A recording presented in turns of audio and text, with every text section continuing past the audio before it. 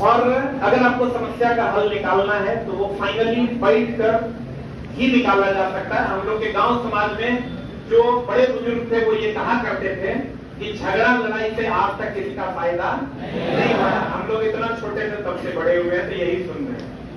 और हमको ऐसा लगता है कि खान सर और रोशन सर को इस विवाद का मिलकर सॉल्यूशन निकालना चाहिए, लेकिन अब थोड़ा देर हो गया है। देर इस बात का हो गया है कि रोशन सर जेल चले गए और खान सर पे भी बहुत सारी इंक्वायरियां बैठी हुई है, लेकिन मेरा मानना है कि अभी भी कुछ बिगड़ा नहीं है, अभी भी सुलहनामा हो सकता है और चीजों को सुलझाया जा सकता है। रही बात कौन सही और कौन गलत की, अगर आप ये सोच रहे हैं तो इस धरती पे कोई भी आदमी 100% सही नहीं है और 100% गलत नहीं। आप कहिएगा ये कैसे, तो एक बार आप अपने दिल से पूछिएगा, आप किसी भी आदमी को 100% सही कभी नहीं कर पाइए और 100% गलत भी नहीं कर पाइए। हाँ, लेकिन उस रात जो खान सर ने बयान दिया, इस बयान की हम कड़ी निंदा करते हैं और खान सर जैसे जिम्मेवार आदमी को यह बयान नहीं देना चाहिए कि मैंने अपनी आंखों से 10 राउंड गोली चलते हुए देखा, जिस बयान पे आज वो नहीं है।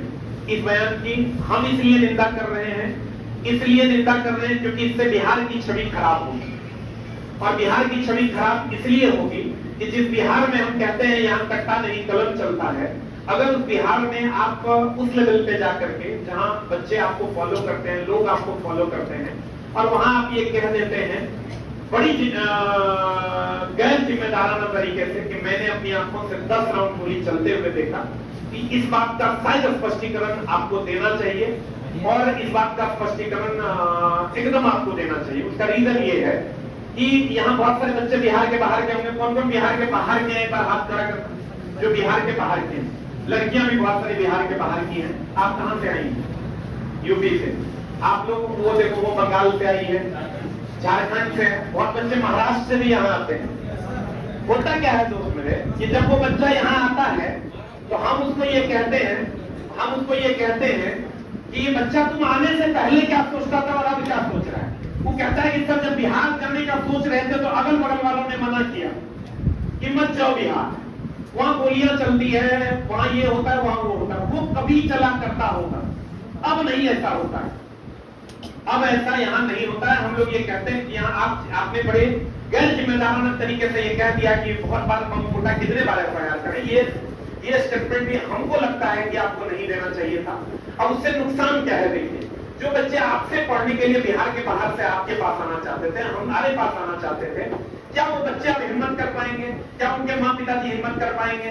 और बिहार की छवि कहीं ना कहीं थोड़ी सी खराब तो हुई है और ये बड़े जिम्मेदारी से आपको एक्सेप्ट करना चाहिए और आपको ये एक्सेप्ट भी करना चाहिए कि मैंने उस रात क्या देखा। अगर सच में आपने फायरिंग करते हुए देखा, इसका मतलब कहीं ना कहीं पुलिस को इस बात का जिम्मेदारी लेना पड़ेगा कि ये फायरिंग क्यों हुई और ये गोलियां कहां से आई।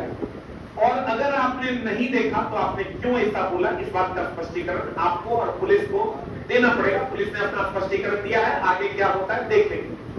रही बात रोशन सर की, तो रोशन सर अभी जेल में है। उम्मीद करेंगे कि जल्द से जल्द जेल से वो बाहर निकलेंगे और हमारे बीच होंगे, क्योंकि दोस्त पता है हमको ऐसा लगता है, चाहे वो हम हैं, चाहे वो रोशन सर हैं, चाहे वो खान सर हैं, अगर हम आप और सब लोग या प्रदीप सर हैं या जीके मस्ती वाले सर हैं, जगदेव मेरा स्टूडेंट है, पढ़ाता है, अच्छा पढ़ाता है, या दुर्गेश जी पढ़ाते हैं, बहुत सारे लोग, बहुत सारे ऐसे टीचर हैं जो बहुत अच्छा पढ़ाते हैं लेकिन हम लोग उसको नहीं जानते। गांव में वो पढ़ा रहे हैं और खूब अच्छा पढ़ा रहे हैं, खूब मेहनत कर रहे हैं, तो हम उनको जानते भी नहीं। मेरा मानना है, हमने पता है टीचरों से आज तक कंट्रोवर्सी क्यों नहीं किया। उसका बहुत सारे टीचर ऐसे भी हुए जो मेरे बारे में भी कुछ बोले, लेकिन मेरा जी नहीं करता है बोलने का। उसका रीजन ये है दोस्त मेरे कि हमको ऐसा लगता है कि अगर वो शिक्षक है, चलो मेरे बारे में 2-4 लाइन वो बोल दिए, मान लो बोल दिए, तो अगर वो शिक्षक हैं तो जरूर समाज को कुछ अच्छा सिखा रहे होंगे।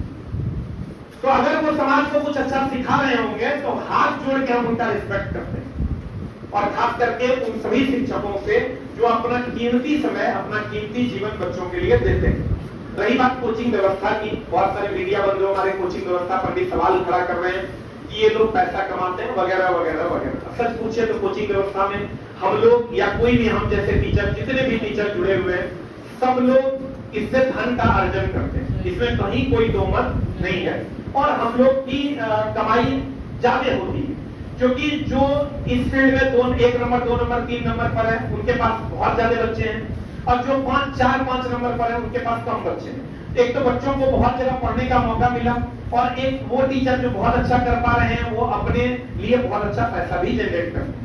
तो इसमें कहीं कोई दो मत नहीं है, और इसको हम बहुत प्यार से एक्सेप्ट करते हैं। हाँ, लेकिन हम शिक्षक हैं, हमको इसकी मर्यादा नहीं भूलनी चाहिए। ये विवाद पोस्टर से शुरू हुआ था, बैनर पोस्टर से शुरू हुआ था, और हमको ऐसा लगता है, ये मेरा अपना मानना है, कि आप जैसे बड़े टीचरों को जो कि आप लोग हैं, आप बिना पोस्टर के भी रहिएगा तो उतने बच्चा जाएगा जितना पोस्टर लगा के जाएगा। ये मेरा अपना मानना है। तो इस बात पे तो विवाद होना ही नहीं चाहिए था।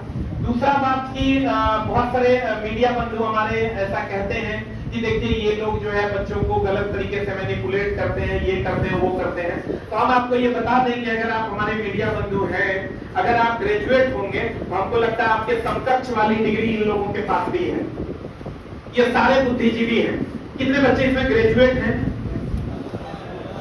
तो क्या इन सभी ग्रेजुएट बच्चों को मूर्ख बनाया जा सकता है? इसका तो मतलब यही हुआ। और मेरा मानना है, अभी देखिए ये लड़कियां पढ़ रही हमारे क्लास में, हम ये नहीं कहते कि सबसे कम फीस में हम पढ़ाते हैं जो वो पढ़ाते हैं। सबका अपना अपना दायरा है फीस लेने का, सब अपने अपने हिसाब से फीस करते हैं। किसी की मजबूरी नहीं होती है कहीं एडमिशन लेने की, वो अपने मन से एडमिशन लेता है बच्चा, और सारे बच्चे ग्रेजुएट हैं। तो ये जो अभी बच्चे पढ़ रहे हैं, क्या आप लोगों का भी टेस्ट का फीस लगता है? लड़कियों का मेरे यहाँ दिव्यांगों का कोई फीस नहीं लगता, 1 रुपया। दिव्यांगों का किसी बैच में नहीं लगता, लड़कियों का टेस्ट में नहीं लगता। ऐसे ही वो लोग भी